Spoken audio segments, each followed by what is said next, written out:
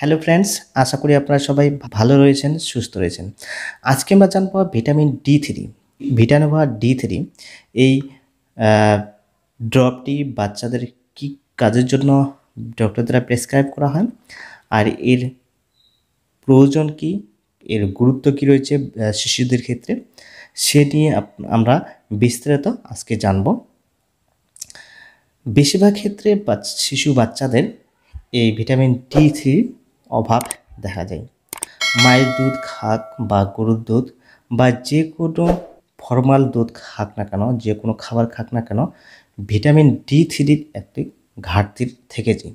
এবং বেশিরভাগ ক্ষেত্রেই শিশুরা আমরা বাইরে নিয়ে যাই না, সূর্যে আলোতে রাখি না, বেশিরভাগ ক্ষেত্রেই ঘরের মধ্যেই থাকে।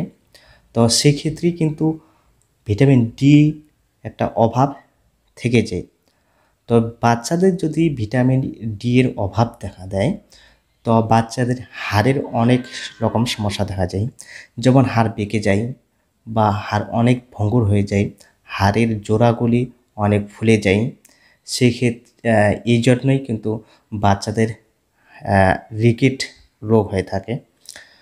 তো এই ভিটামিন ডি3 ডিফিসিয়েন্সি যে সমস্যাগুলি হয়, সেই সমস্যাগুলি যদি আমরা শিশুদের জন্মের ক্ষেত্রে যদি আমরা এই ডি3 অভাব পূরণ করতে পারি, তো সেই ভিটামিন ডি3 ডিফিসিয়েন্সির সমস্যাগুলি দেখা দেবে না। আর একবার যদি ভিটামিন ডি3 অভাবজনিত রোগগুলি যদি হয়ে যায়, হাড়ের সমস্যাগুলি যদি হয়ে যায়, বড় হলেই কিন্তু সেগুলি সমস্যা এত তাড়াতাড়ি সমাধান হয় না। যেমন রিকেট রোগী ধরেন, বাচ্চাদের হাড় বেঁকে যায় বা পায়ের বড় হাড়গুলি বেঁকে যায়, তো সেক্ষেত্রে কিন্তু এত তাড়াতাড়ি সেই হাড়গুলি ঠিক হয় না। তো এই জন্যই কিন্তু ভিটামিন ডি3 একটি খুব গুরুত্ব ভূমিকা পালন করে, বিশেষ করে শিশুদের ক্ষেত্রে। তাই শিশুদের জন্মের পর থেকে 1 বছর 1.5 বছর পর্যন্ত এই ডি3 কন্টিনিউ ডক্টর প্রেসক্রাইব করেন এবং খাওয়ার জন্য পরামর্শ দিয়ে থাকেন। তো এই জন্য আমি যে ড্রপটি নিয়ে এসেছি সেটা হলো ভিটানোভা ডি3।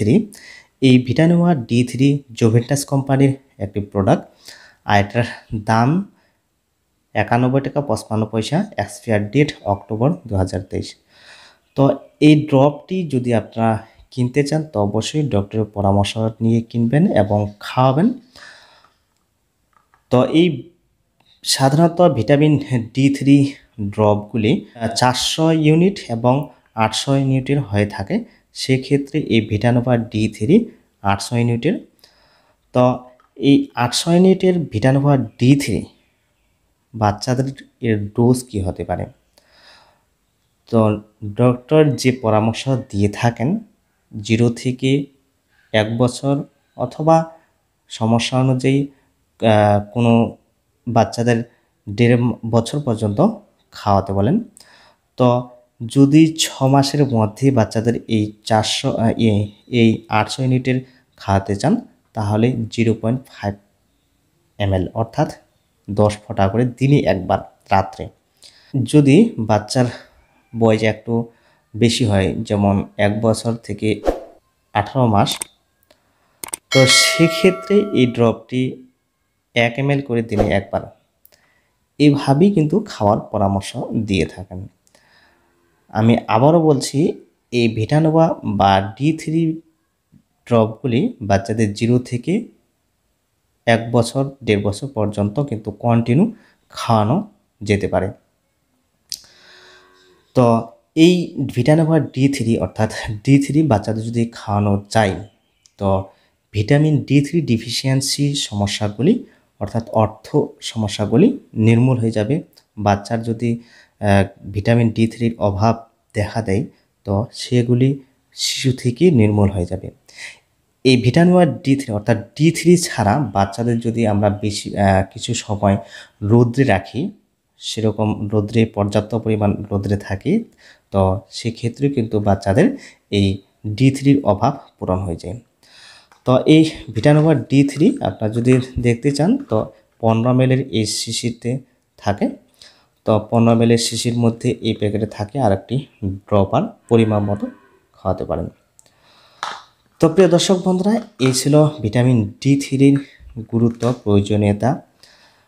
আর আরেকটি জিনিস, ভিটামিন D3 সাইড ইফেক্ট আছে কিনা।